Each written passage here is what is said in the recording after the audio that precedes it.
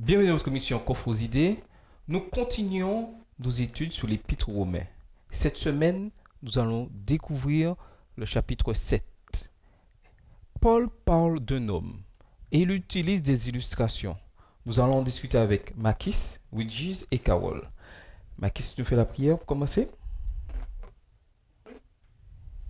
Jésus, merci Seigneur pour ta grâce d'amour, toujours manifestée à nous. Merci de nous avoir permis de nous retrouver sur la table de la Télé-Espérance en vue de partager cette leçon. Puisse-tu nous remplir de ton Saint-Esprit et permets que tout ce que nous aurons à dire soit venu directement de toi et que nos téléspectateurs soient édifiés. Au nom de Jésus, nous te prions. Amen. Amen. Depuis 2 études, nous voyons que Paul insiste énormément sur la loi. N'est-ce pas? La loi a une place importante. Mais quelle place en réalité la loi a dans les écrits de Paul au livre de Romains? Une place prépondérante quand même, parce qu'il y avait tout un débat autour de l'importance de la loi ou pas. Et les gens se posaient des questions pour savoir est-ce qu'il fallait maintenant qu'il y avait la grâce, est-ce qu'il fallait respecter la loi, quelle était maintenant la place de la loi dans le plan de la rédemption. Il y avait quelques questions qui se posaient. En parlant de la loi ici, je sais que dans la Bible, on parle de plusieurs lois. Mais de quelle loi exactement Paul parle ici? Il s'agit de la loi morale surtout. C'est la loi morale, puisque c'est la loi morale, normalement, qui est immuable. Nous savons que les lois cérémonielles ne faisaient qu'annoncer le sacrifice de Jésus. Jésus étant sacrifié, il est mort, ressuscité. Désormais, les lois cérémonielles n'ont plus de sens, puisque ça annonçait quelque chose. La chose s'étant réalisée, mais maintenant, ça n'a plus de sens. Il y a quelque chose à savoir qu'à l'époque de Paul, les rabbins avaient toujours ce pouvoir, même si Jésus était mort et ce message de grâce commençait à se propager. Et au niveau de la loi rabbinique, il y avait un aspect important parce qu'ils avaient placé que la loi était devenue un élément salvateur et grâce à la loi, on pouvait atteindre la perfection. C'est-à-dire que si on suivait la loi, si on disait ce que la loi, on pouvait obtenir le salut. Et ça allait en contradiction avec ce que Paul disait. Donc ce débat régnait et encore aujourd'hui, malheureusement, ce débat règne. Parce que si nous sommes encore en train d'étudier ce chapitre 7, c'est qu'il y a des fois, nous voulons par nous-mêmes, par la loi, pouvoir être sauvés. Alors que Paul met l'accent surtout que c'est par la grâce de Dieu, c'est un don gratuit que nous sommes sauvés. Donc, ce débat est encore d'actualité. Et nous en discutons aujourd'hui. Lorsqu'on voit en Romains 7, Paul prend l'illustration, je dirais, du mariage. Alors, nous allons prendre le temps de lire ce que Paul dit dans Romains 7, les versets 2 à 6. Romains 7, les versets 2 à 6. Alors, j'ai lu. Ainsi, une femme mariée est liée par la loi à son mari tant qu'il est vivant. Mais si le mari meurt, elle est dégagée de la loi qui la liait à son mari. Si donc, du vivant de son mari, elle devient la femme de notre homme, elle sera appelée adultère. Mais si le mari meurt, elle est affranchie de la loi, de sorte qu'elle n'est point adultère en devenant la femme d'un autre. De même, mes frères, vous avez été, par le corps de Christ, mis à mort en ce qui concerne la loi, pour que vous apparteniez à un autre, à celui qui est ressuscité des morts, afin que nous portions des fruits pour Dieu. Car, lorsque nous étions dans la chair, les passions des péchés, provoquées par la loi, agissaient dans nos membres, de sorte que nous portions des fruits pour la mort. Mais maintenant, nous avons été dégagés de la loi, étant morts à cette loi, sous laquelle nous étions retenus, de sorte que nous serons un esprit nouveau et non selon la lettre qui a vieilli. Alors là, Paul parle exactement d'illustration. Nous sommes bien d'accord que Paul utilise, je dirais, l'image du mariage pour montrer la relation que nous devons avoir avec la loi. Alors, pour vous, surtout pour nous en tant que jeunes, quelle relation vraiment doit-on avoir avec la loi? Moi, je peux dire que il ne faut pas oublier que la loi est là pour nous guider. Il faut avoir une relation, en fait, de respect pour la loi. Pour la loi, parce que si c'est la loi qui me guide, donc je dois respecter la loi. Si la loi me guide pour aller au ciel, je dois respecter la loi. Mais il ne faut pas que je puisse avoir dans ma tête, pour que je puisse aller au ciel, avec mes propres forces, je peux obéir à la loi. Ça, c'est faux. Ça, c'est Satan qui met ça dans notre tête. Après, à la fin, on va voir que, malgré tout ce qu'on a fait, on n'arrive pas à obéir totalement à la loi parce que notre nature est pécheresse. Donc, nous avons besoin de la grâce de Dieu pour nous aider à respecter, à obéir à la loi et à laisser la loi nous guider sur le chemin de Dieu, sur le chemin de la vie éternelle. Donc, mais on doit avoir cette connexion tout en laissant Dieu nous aider à respecter la loi. En fait, Jésus nous a justifiés. Jésus nous a sauvés. Mais parfois, souvent, je dis, est-ce que nous sommes tous sauvés? Nous sommes justifiés si on accepte la justification de Christ. La justice de Dieu est disponible pour tous. Voilà, exactement. Donc, si je n'accepte pas cette justification qui est disponible pour moi, je ne peux pas être justifié. Voilà. Et pour l'accepter, je dois savoir que j'ai péché quelque part. Exactement. Donc, si je ne reconnais pas que j'ai péché quelque part, je ne pourrai pas accepter de tout mon cœur cette justification. Voilà. Ça veut dire que cette justification est mise à notre disposition, mais il faut l'accepter. Oui, alors, nous sommes sauvés par la foi en Jésus-Christ. Pourquoi est-ce que maintenant je dois observer la loi? Parce que je suis sauvé. Donc voilà. Si je suis sauvé, je dois rester toujours en connexion avec Dieu. Rester en connexion avec Dieu veut dire quoi? Il faut observer la loi. Oui, mais si vous m'aimez, gardez mes commandements. Parce que les commandements de Dieu, ce sont ses caractères. La loi de Dieu, c'est le caractère de Dieu. Donc, si on aime Dieu, comme tu as dit, il faut marcher comme il veut en respectant la loi, parce que en respectant la loi, on aura le caractère de Dieu. Mais oui, parce que c'est son caractère, la loi est son caractère. Et je voulais aussi compléter en disant qu'il ne faut pas oublier, par rapport à la question que tu posais, la loi ne doit pas être pour nous un fardeau. Justement, la loi doit être un complément, un compagnon de route pour nous, comme tu disais si bien, parce que c'est ce qui nous conduit justement sur ce chemin de la vérité. Parce que si effectivement la loi reflète le caractère de Dieu, mais tout ça c'est une question de foi, hein, comme on l'a déjà dit, c'est la base.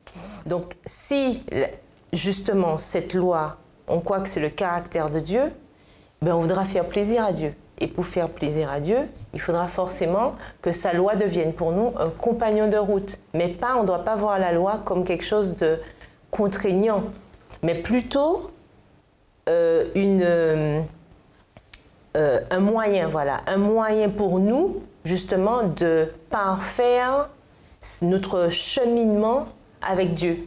Puisque c'est à travers cette loi que nous pouvons voir si nous dévions ou pas, et si nous pouvons rapidement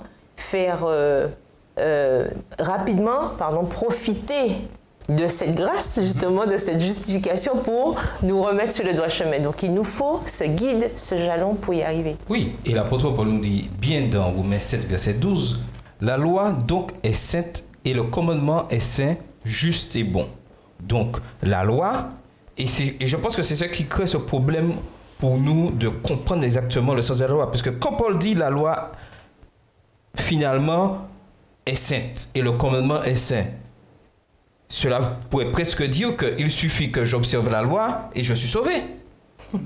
Et oui, que j'observe tous les 10 commandements, et puis c'est bon, c'est ok, et je suis sauvé.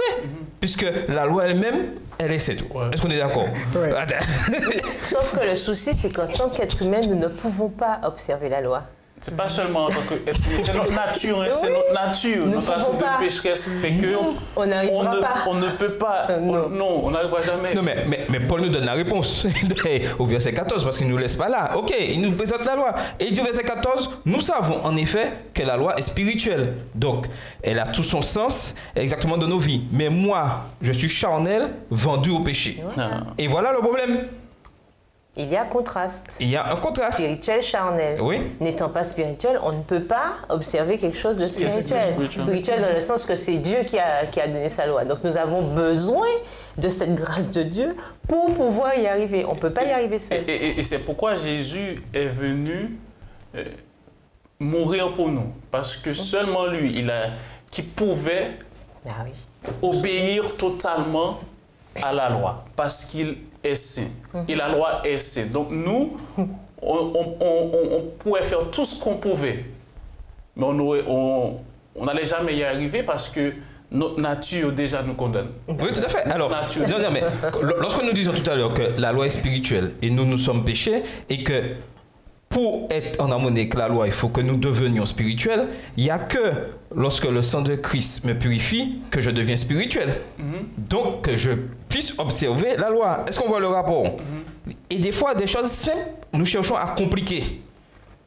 Nous voulons... Et là, puisque Paul nous dit, fait bien comprendre, de nous-mêmes, la loi, nous ne pouvons pas l'observer. Donc, si nous voulons observer la loi et être juste, il faut que le sang de Christ nous ait justifiés, nous ait rendus spirituels, nous ait rendus saints pour pouvoir observer la loi. En fait, pour nous, c'est tellement difficile parce que, en fait, c'est notre nature des fois qui nous joue des tours, quoi. Parce que on sait que souvent, on sait que il faut obéir à Dieu. C'est Dieu qui peut nous aider à respecter la loi. Mais dans notre société, on a ça qui dit, on a cette pression-là. Il faut respecter, les règles. Ensuite, on aura les résultats. Mais Dieu nous donne les résultats, ensuite, qui est son sang, qui est sa grâce, ensuite, pour qu'on puisse respecter sa loi, qui est son caractère. Donc, on doit toujours demander à Dieu de nous aider tous les jours à l'accepter dans notre vie, à laisser son sang couler dans nos veines pour pouvoir respecter la loi totalement et vivre comme il veut. Mais il y a aussi le fait que nous devrions nous rappeler que dans ce monde aussi, on a tendance à faire croire à l'homme qu'il peut faire les choses par lui-même. Voilà. Nous avons plein de choses maintenant autour de nous, yoga, enfin, un tas de systèmes qui ramènent à soi, l'analyse de soi. Donc, tout ce qui est concentration sur l'homme, en fait, qui pousse à croire, qui pourrait faire croire que oui, si on fait ci, si on se met dans telle condition, et si on fait ça, et si on fait ça, on peut y arriver. Donc, comme il y a autour tellement de choses qui rappellent que se tourner vers soi, ça peut être une solution. On a même parfois des philosophies qui montrent que nous sommes nous-mêmes des dieux, quoi. Que Dieu est, que l'homme peut être. Oui, il y a ces philosophies-là aussi. Et donc, il y a toutes ces choses qui nous entourent, qui peuvent parfois pousser les gens à croire que oui, si je fais tel effort ou dans tel sens, je peux y arriver. Sauf qu'avec Dieu, ça ne marche pas comme ça. Puisque il nous dit clairement, et l'apôtre Paul nous rappelle que sans moi, vous ne pouvez rien faire. Oui, c'est clair. Et c'est clair. Donc, nous, en tant que chrétiens, nous devons toujours nous rappeler que c'est toujours par la grâce de Dieu que nous pouvons arriver à quelque chose. L'homme de lui-même ne peut rien faire. Mais j'ajoute quelque chose avant que Makis... Bon, vas-y, Makis. En fait, notre nature charnelle nous limite totalement. Oui. Donc, c'est notre soumission, notre dépendance totale à Dieu qui nous permettra de s'en sortir, qui nous permettra de lui obéir, qui nous permettra aussi d'observer sa loi. Oui, je suis tout à fait d'accord. Mais on a dit que la loi a un paradoxe. Il y a quelque chose qui ne va pas. La loi, elle est sainte, oui, mais en même temps, on pourrait dire qu'elle provoque les transgressions. Oui ou non? Comment on l'explique? Parce que lorsque je regarde la loi me montre que les erreurs que je fais. Oui ou non? Si je mens, c'est la loi qui va me dire. C'est miroir. Oui, que je mens. Et en même temps, elle est sainte, mais elle provoque les transgressions, c'est-à-dire qu'elle montre que lorsque je commets une erreur, voilà, tu es dans le faux. Je crois que le terme peut-être n'est pas... Bon, c'est pas que la loi provoque. La loi montre que ce n'est pas bien. La loi indique, mais ne provoque pas, puisque c'est nous qui devons agir. Il y a quelque chose devant nous, nous avons la loi, certes, mais c'est si nous agissons que nous transgressons la loi. Donc si la loi est là pour nous guider et que nous respectons justement cette loi, il n'y a pas de raison pour que la loi provoque. Parce que si on utilise le mot provoquer, ça voudrait dire en quelque part qu'on n'a pas de choix que de transgresser la loi. Ouais. Or, on a quand même le choix. En restant auprès de Dieu, on a le choix de pouvoir justement respecter cette loi et que ce soit qu'un accident. Oui, mais en même temps, je pourrais me dire, surtout en tant que jeune, que bon, s'il n'y avait pas la loi, je n'aurais pas eu cette lutte contre la chair et peut-être que je serais bien. Mais s'il n'y avait pas la loi, il n'y aurait pas eu la grâce. Mais en fait, aussi, oui, comme tu as dit, mais comme je dis, il faut faire très attention parce que c'est Satan aussi qui joue dans tout ça. En fait, Satan, on peut voir ça au ciel. Il ne voulait pas respecter les règles. En fait, c'est quelqu'un qui n'aime pas les règles. Donc, puisqu'on a déjà cette nature pécheresse, donc il va appuyer sur ça ou bien utiliser ça pour nous faire comprendre que la loi est là pour nous empêcher de faire les choses. Alors que la loi nous libère. Parce que la loi nous permet de voir que nous sommes des pécheurs et on a besoin de quelqu'un meilleur que nous pour nous faire grâce. Et cette personne ou ce quelqu'un, c'est Jésus. Donc on doit aller vers Jésus et la loi nous guide vers Jésus. Oui, et Paul nous dit au verset 18 de Romains 7, « Ce qui est bon, je le sais, n'habite pas en moi, c'est-à-dire dans ma chair, j'ai la volonté, mais non le pouvoir de faire le bien. Car je ne fais pas le bien que je veux et je fais le mal que je ne veux pas. » Donc, de nous-mêmes, nous sommes enclins à faire le mal. Mais on peut prendre l'exemple d'un bébé. Regarde, un bébé qui vient de naître. Le bébé ne connaît rien. Quand le bébé tète, le bébé pèse d'effroi le téton de maman et on regarde le visage de maman pour voir comment maman va réagir. Non, en fait, juste comme le mal est tellement en nous, même quand le bébé est dans le ventre, le bébé pouvait rester calmement, tire ses pieds, pousse, et le bébé sait que ça fait mal à maman. Donc on a ça en nous, le mal qui est ancré en nous. En fait, et le bien, on doit choisir pour faire le bien, c'est le lutter, ouais. On doit lutter pour faire le bien. Et le mal, on n'a pas besoin de lutter. En fait, c'est naturel. D'où l'importance d'avoir cette connexion avec Dieu, d'avoir cette connexion avec Christ pour nous aider à réduire cette... À contrecarrer, ce naturel que nous avons. Non, mais je suis tout à fait d'accord.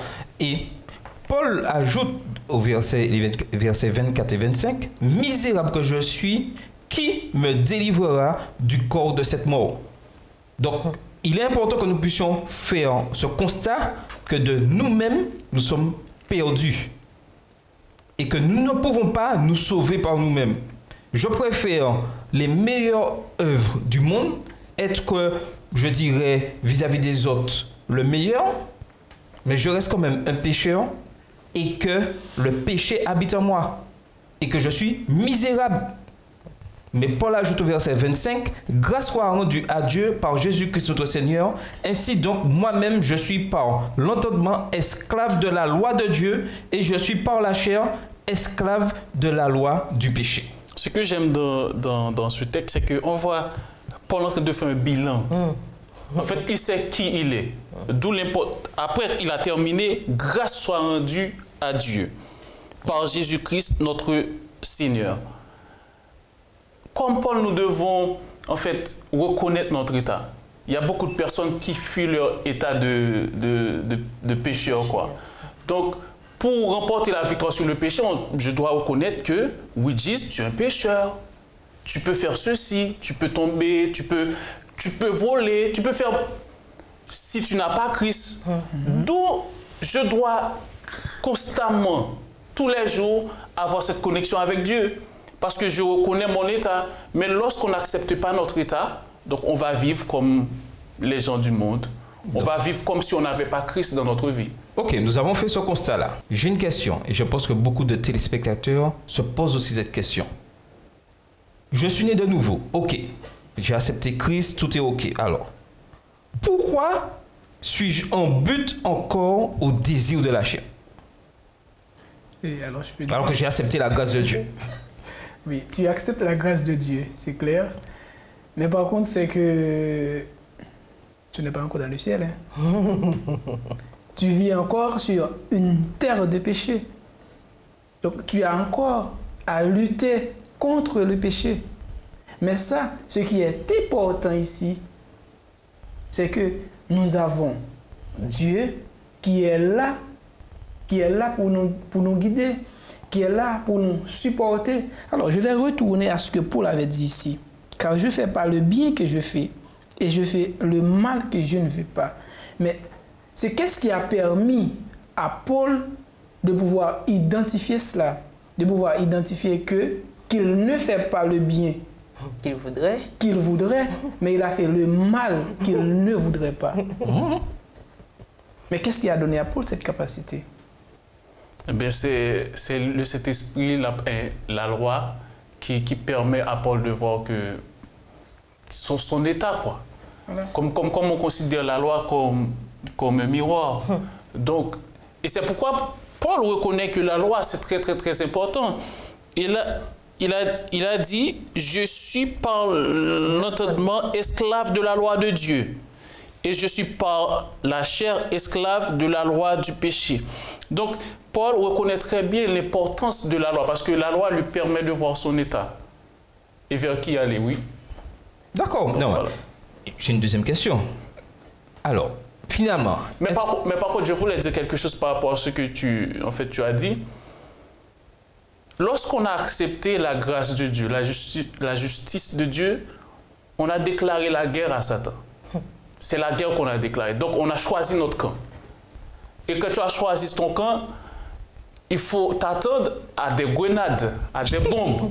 Des grenades peuvent être la tentation, la drogue, peu importe. Mais lorsqu'on accepte Christ dans notre vie, on accepte la grâce de Dieu, on déclare la guerre à l'ennemi.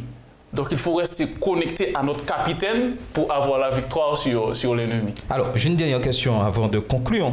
Alors, que signifie finalement être sous la loi? Y a-t-il une différence entre être sous la condamnation de la loi et sous la juridiction de la loi? Oui, il y a une différence. Quand on est sous la juridiction de la loi, à mon sens, c'est dans le sens où on respecte la loi de Dieu, justement comme on a dit, parce que nous sommes justifiés, parce que nous voulons plaire à ce Dieu qui nous a sauvés. Tandis que lorsque nous sommes sous la condamnation de la loi, c'est quand nous n'acceptons pas la justice de Dieu. Puisque lorsque quand on n'accepte pas cette justice, mais la loi nous condamne. Et c'est ça qu'il ne faut pas, justement. Il ne faut pas qu'on soit sous la condamnation de la loi, mais sous la juridiction. Ça veut dire que la loi doit nous aider à améliorer notre vie, à rester dans le droit fil de ce que nous demande, de ce que Dieu nous demande, à rester sauvés,